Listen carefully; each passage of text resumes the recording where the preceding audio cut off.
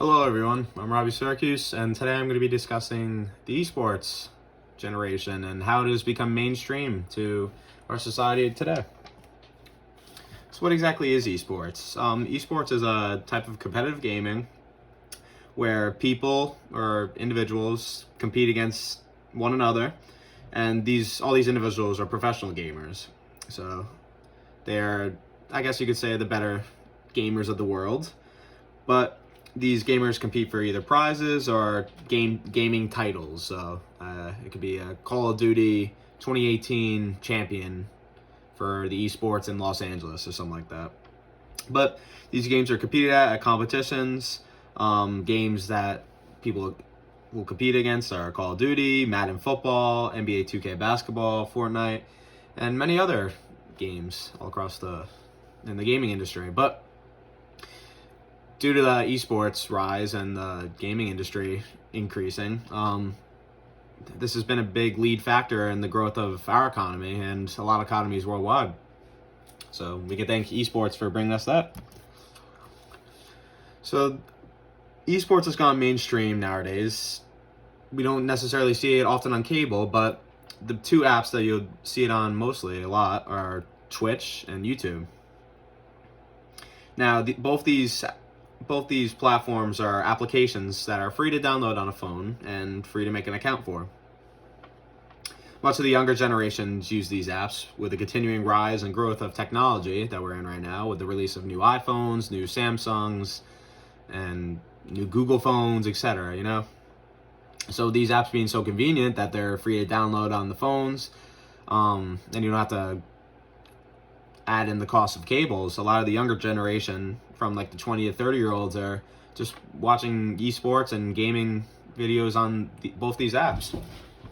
Which, both these apps, by the way, are very good with the following of video games and have allowed the video game industry to grow their following because they gives good coverage for them. Twitch is literally an app meant for gaming, streaming, and esport event streaming. So these apps have given a very great foundation for the uprising of video games. So where is competitive gaming taking place? It's taking place all across the globe, honestly. These places include the United States, Japan and South Korea, New Zealand and Saudi Arabia. And matter of fact, over in Asia, especially South Korea and Japan, the gaming market there is insane. It's very big, actually. There's many fans that exist there. Some of the gaming enthusiasts all across the world, majority of the enthusiast population towards video games actually was taken out as first statistic, and majority of the enthusiasts are in Asia, so which I thought was a pretty cool fact.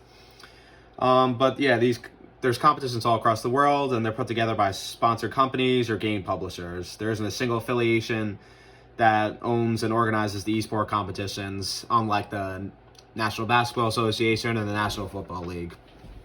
So there's not one single team one single company that's organizing these esporting events. It's always a brand that sponsors the event, or it's a gaming company. So, and they take place at these large venues all across the world, like Staples Center, Madison Square Garden, Disney Orlando. It's very big places all across the world. These gaming venues are going towards. And throughout the years, the esport popularity has grown significantly. With the release of new games, the media coverage has gone above and beyond with covering these certain video games, especially with the two apps I mentioned, Twitch and YouTube.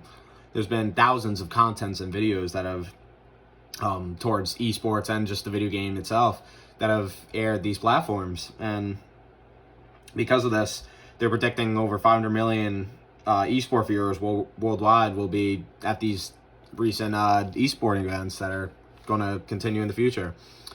So, but we could all thank this due to the younger individuals who are majority of the viewership of the video games and are continuing to bring awareness towards video games in our new generations. And video games will continue to get big due to these platforms and viewerships that are making the video game itself more aware.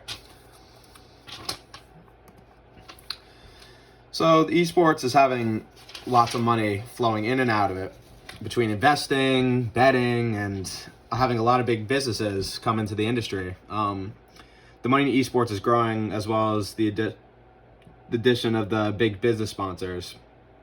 Some sponsors include Red Bull, Visa, Mobile, Audi.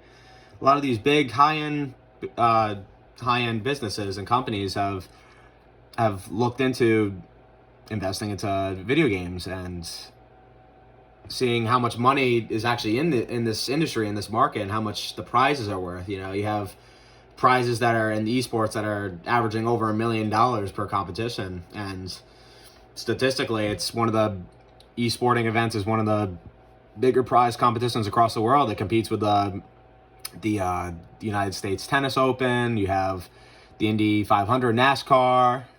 You have biking tournaments. It's competing up there with the top prizes. So a lot of money is being invested and put into this industry, and a lot of these businesses have influenced gaming in our society as we keep moving on with the future.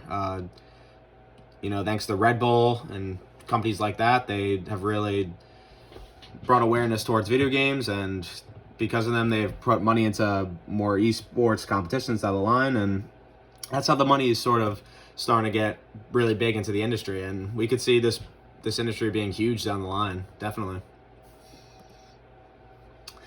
So the gambling culture that is influenced, like I said before, a lot of investing is being put into this and gambling. People are now betting against certain video game teams, certain video game individuals, going against certain video games. The economy in the esports right now is $905.6 million as of last year, and the advertisement towards this esporting events has gone up because of that. And because of the advertisement of these sporting events, it's brought out awareness. And when people come down to it, when it's a lot of money, when it's a competition towards, betting will always be a factor in that. So the betting culture and I should call it gambling culture, has significantly grew in the esports community as well, which has brought more money flowing into the industry as well. And now we have investing in sports. Hundreds of companies have invested their businesses in esports after recognizing and following the money that takes place in the industry. As you can see, there's a list of many companies, big high-end companies too, that are investing their money into esports and video games as well. A big company is the two companies that merged together actually are NBA, the National Basketball Association, and 2 Interactive, which is known as 2K. So that's where the game NBA 2K came from. That was one of the first, I guess you could say, mainstream companies that invested their money into a video game. And we look at NBA 2K nowadays, you just look at the label like, oh, it's NBA 2K, but in all reality, it's the National Basketball Association and 2 Interactive, which was a digital company merging together with a basketball company to make a sports game, which I found was pretty cool. So you have a lot of industries and a lot of companies that nowadays, you don't hear about often, but a lot of these companies are investing themselves into these video games, and a lot of that money is being pushed into that, and it's bringing a lot of money. And of course, you have outsider influence. You have artists like Drake. You have actors like Will Ferrell, and even electric dance music artists like Marshmello, influencing their paths and themselves into this video game community. Drake actually played with a professional gamer. His name is Richard Belvins. He's known as Ninja, the big Fortnite player. They did a Fortnite promotion to promote the game Fortnite, and Drake played. It was a live stream on Twitch, like I mentioned earlier, the big streaming website, and he influenced himself and a lot of people around the globe to purchase the game Fortnite. That it was a good game. As well as Marshmello, he also did a concert.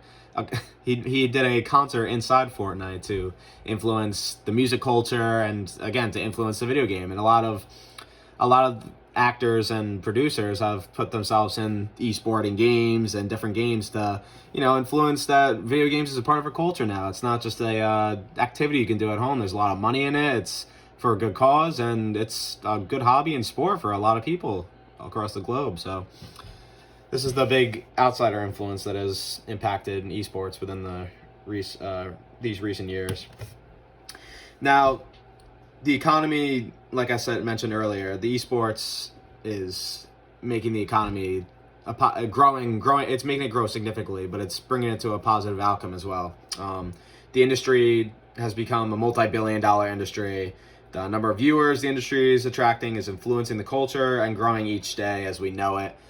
Each event is growing with viewerships. These games are getting insane amount of content and viewership, and a lot of there's just a huge number of fans that are coming towards these video games, and it's getting a lot of attention. The fact that there's competitions towards it, like the best in the world, it's growing it's growing the economy and the market of sports in general.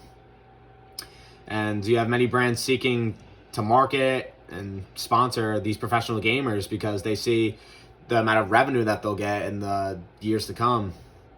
And it's actually estimated that $1.1 billion is how high the market of esports is supposed to be predicted within the next year. So it's very fascinating how this little hobby, a video game hobby, turns into a competitive sport and a big moneymaker down the line. So, all right, that's my PowerPoint presentation on esports. I hope you guys found it interesting, and I hope you guys realize now how impactful this is towards the economies around the world, and especially our economy. It definitely keeps it running and is definitely a big contributor towards adding our GDP and everything like that. So, all right, thank you for watching, and I'll see you guys later.